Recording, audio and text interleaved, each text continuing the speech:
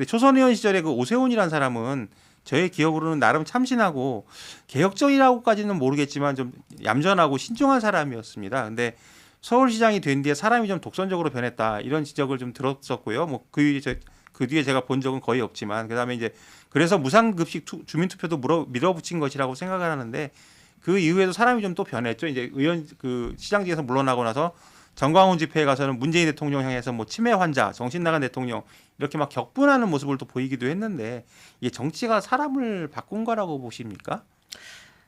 그러니까 저도 그 영상을 좀 봤는데 이게 2019년이더라고요, 시점상으로. 그러니까 아직 계속 이제 정치적으로 제기를 하려고 했으나 딱히 일이 잘 풀리지는 않았던 그런 시점이었던 거고.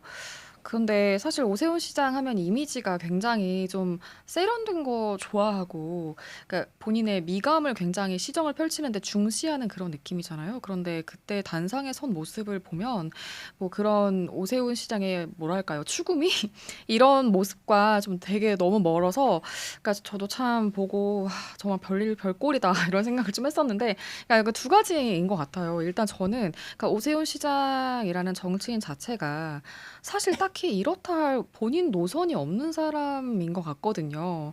뭐 이게 궤적을 지금 저희가 좀 훑어봤지만 뭐 환경운동가 하다가 뭐 유명세를 얻어서 뭐 한나라당 공천 받아서 거기 안에선 또 뭐 소장파를 하다가 그러다가 서울시장 당선돼서 무상급식 반대한다고 직을 던졌다가 그러다가 이제 야인 때는 뭐 태극기 집회를 나갔다가 그러다가 뭐 서울시장 되고 나서는 사실 뭐 약자와의 동행이라든가 이런 슬로건을 내걸면서 굉장히 좀 합리적이고 그래도 좀 나이스한 보수의 포지션을 점하려고 했었던 것 같아요. 그러다가 뭐 윤석열 정권이 고꾸라지기 전에는 본인도 어떻게 보면 좀 많이 그 우파 좀 보수 진영에 굉장히 좀 어필을 많이 하려는 모습을 보였었거든요.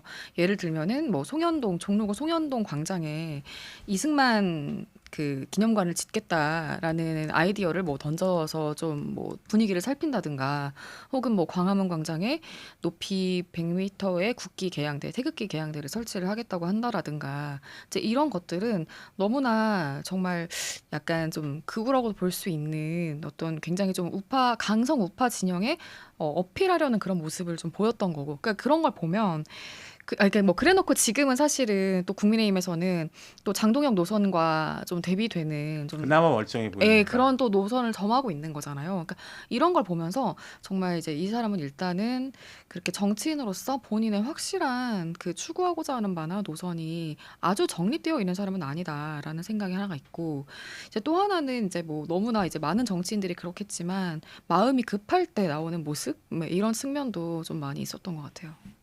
지금 우리가 오세훈 시장의 안 좋은 점을 이제 얘기를 하게 되는데 다시 돌아와서 좀 사람이 바뀐 줄 알았는데 오히려 좀 더 오른쪽으로 가더라 이런 얘기를 하고 있습니다. 그 서울시장으로서 어쨌든 5선을 했는데 뭐 성과나 업적 이런 것들은 없을까요? 일단 뭐 서울시, 그러니까 이건 이제 2000년대에 그 서울시장 재임기에 했었던 것들을 좀 보면 예전에는 서울시 민원이 좀 많이 분산되어 있었다고 해요. 근데 이거를 다 이제 한 곳에 모아서 120 다산 콜센터 시스템을 만들었고, 그리고 이명박 시장 때 대중교통 환승 시스템이 완성이 됐는데 이거를 원래는 이제 서울시 또 인천, 경기도 이 수도권이 각각 대중교통 환승제를 운영을 하고 있었는데 이걸 통합을 해서 수도권 통합 대중교통 환승제를 만든 것이 시민 입장에서는 좀 체감이 많이 되는 정책이었다고 할 수 있고, 또 최근 임기 때는 기후 동행 카드가 좀 시민들 입장에서는 많이 호응이 좀 있는 그렇죠. 정책인 그건 것 저도 같습니다. 요긴하게 쓰고 있습니다. 네. 그 오세훈 시장이 지금 얘기를 하고 있는데 저도 하나 그냥 붙이고 싶으면은 저는 이명박병이라는 얘기를 많이 해요 사람들한테. 이명박 시장이 그 서울시장 할 때 청계천 만들고 음, 나서 대선까지 갔잖아요. 네. 그래서 그 다음에 뭐 되는 사람들은 꼭 뭐 하나 자기 만들려고 해요. 그래서 사실 지금 저 광화문 광장 저거 오세훈 감사의 시장 때 정, 시작된 네. 거거든요. 그래서 그때만 해도 막 흉물이라고 그랬어요. 이게 양옆에 도로 옆에 가운데 딱 네, 뭐 있고 한데 거대한 중앙분리대다 뭐 그래놓고 이런. 또 이제 박원순 시장도 본인이 하고 싶으니까 양쪽을 다 트는 걸로 막 내놨다가 정부 반발에 부딪히니까 나중에 이제 타협 본 게 지금의 모양인 것이죠. 그래서 모든 사람들은 다 그 이명박병이 있는데 오세훈 시장도 이걸 걸린 게 아닌가. 그래서 뭐 음, 저는 최근에 그 한강버스 있잖아요. 네. 그거 사실 필요 없잖아요. 그리고 음, 한강 유람선 하면 되는데 굳이 한강버스라는 이름을 왜 붙이는가. 그래서 자기 걸로 남기려고 이명박병이다. 이런 얘기를 사석에서 좀 하고 있습니다. 네. 그렇지만 그 오세훈 시장의 이제 우리가 그 과실을 얘기하고 있는데 과오가 너무 선명하죠.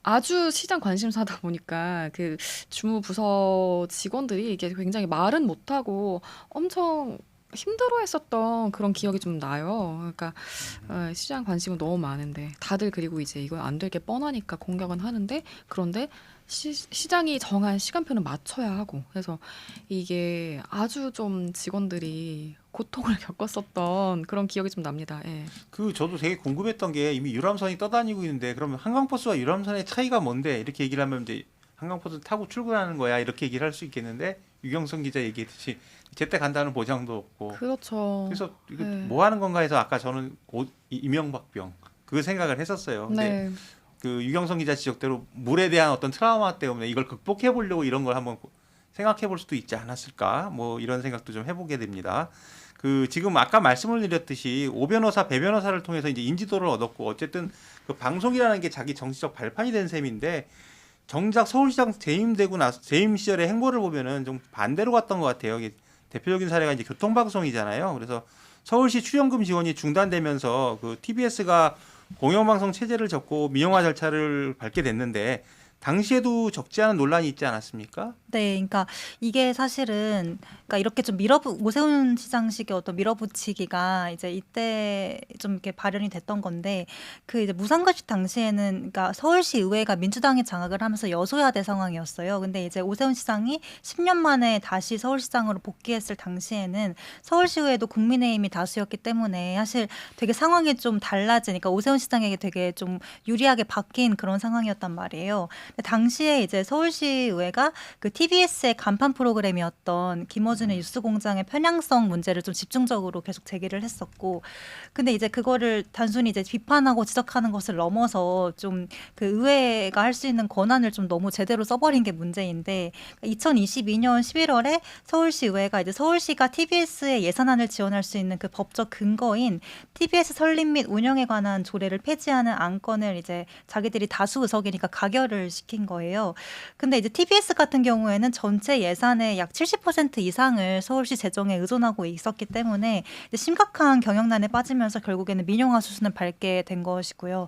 근데 이제 어떤 한 이런 방송국의 좀 시사 프로그램이 마음에 안 든다고 그 전체 예산을 끊는 게 과연 좀 정당한가? 이거는 좀 언론 길들이기용 아닌가라고 당시에도 되게 비판이 많이 나왔던 사안이었습니다. 그 오세훈 시장이라는 정치인의 그 독선을 본다 이렇게 좀 지목을 할 수도 있을 것 같아요. 그런데 실제로 현장에서 기자들이 만나보면 오세훈이라는 사람은 어떤 사람입니까? 경험을 좀 말씀해 주시면 좋겠어요. 제가 2023년에 서울시를 한 1년 정도 출입을 했는데 제가 기억하는 그 2023년도에 오세훈 시장은 그러니까 항상 거의 매일 기분이 좋았어요. 네. 그러니까 죽다 살아나서 네. 그러니까 일단 2021년에 보궐선거로 들어와서 22년도에 다시 지방선거 치르고 사실 60%라는 60%에 가까운 아주 그 여유 있는 승리를 거두고 들어왔고 그리고 이제 그때 시의회도 국민의힘이 다수였어요. 그러니까 이제 그때는 사실상 본인을 거스를 것이 없었고 아주 뭐 늘 여유가 넘쳤고 그래서 이제 기자들 스킨십도 되게 좋았어요. 그러니까 사실 뭐 민서영 기자도 아시겠지만 대체로 또 보수 진영 정치인들이 이 범민주 진영 정치인들보다 또 기자들 대우는 조금 친숙하게 해주는 편이 좀 있긴 있잖아요. 양쪽은 제가 다 경험해봤는데 네. 첫 매너는 보수 진영이 더 좋죠. 그렇죠. 약간 그래서 굉장히 뭐 기자들이랑 뭐 도시락 미팅 같은 것도 좀 많이 하고 본인이 직접 또 역점 사업 같은 거는 맞아 발표도 하고 뭐 이랬던 기억이 좀 많이 나고요. 그리고 좀 어떤 자리가 있었어요. 그러니까 출입 기자들도 있던 자리였는데 이제 오세훈 시장에게 누가 그랬어요. 다음번에 뭐 대통령 하셔야죠 이랬는데 이거에 대해서 뭐 이렇게 예의상으로라도 선을 안 긋고 말없이 이제 만면에 미소를 띠던 그 장면이 하나가 좀 기억이 나고요.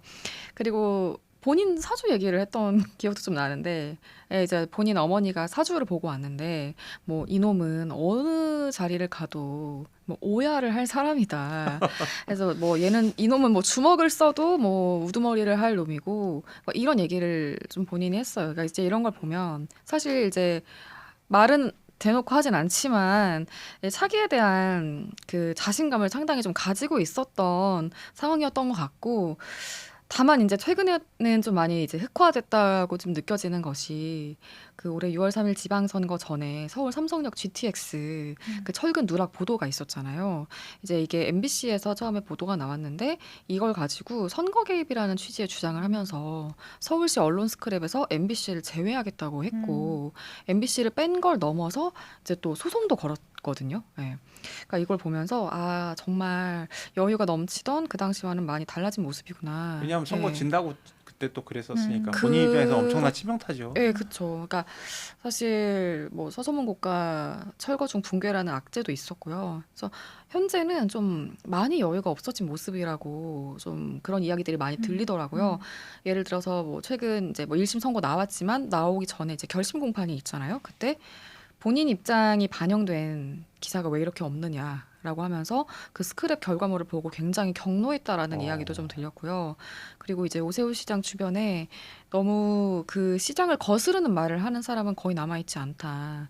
듣기 좋은 말을 하는 사람들만 남아있다라는 이야기도 들리는 것을 그게 이제 보면 꿈을 가면 생기는 그렇죠. 그러니까 사실 현상인데. 고여가는 네. 권력의 어떻게 보면 전형적인 모습인데 예, 좀 그런 변화들이 요즘엔 좀 있는 것 같습니다. 뭐 민세영 기자랑 같이 나눌 뭐 경험 같은 게 근데 있습니까? 저도 사실 비슷한 시기에 저는 2024년에 국민의힘을 좀 출입했었는데 그 당시에도 상황이 좋았어요. 왜냐하면 그 당시에는 이제 정부도 그러니까 대통령도 윤석열 당시 대통령이었고 하니까 그 정부랑도 어쨌든 같은 당이니까 서울시정을 하는데도 굉장히 협조가 잘 되고 또 말씀하신 것처럼 당시에도 자기가 차기 주자라는 그 자신감이 있었기 때문에 당 출입 기자들은 그러니까 시장이니까 어쨌든 당 출입 기자들을 이렇게 자주 만날 만한 그런 이유가 많진 않잖아요. 근데 일부러 당 출입 기자들과 좀 주기적으로 오찬을 좀 했고 그러니까 자기 집무실에 초대를 해서 거기에 좀 오세훈 시장의 전속 요리사가 있다고 하더라고요. 그래서 이제 가면 이제 그 코스 요리로 되게 건강식으로 그렇게 만들어진 요리들이 나오고 뭐 서울시에서 만든 라면 이런 거 선물로 나눠주고 막 이랬다. 그런 게 있어요? 네, 그랬다고.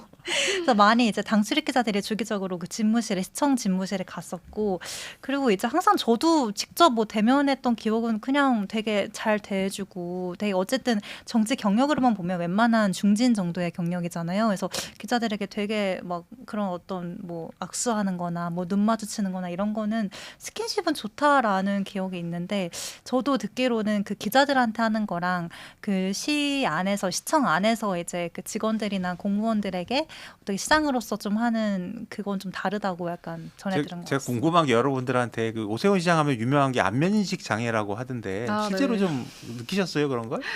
그러니까 뭐 기자들이야 사실은 이제 뭐 옆에서 계속 누가 이렇게 일러주기도 하고 뭐 하니까 기자들 상대로는 뭐 그런 건 딱히 느끼지는 못했는데 하여간 처음에 뭐 그 시 직원들 그러니까 잘 알아보지 못했다더라 뭐 이런 이야기는 좀 많이 들었던 것 같아요. 예.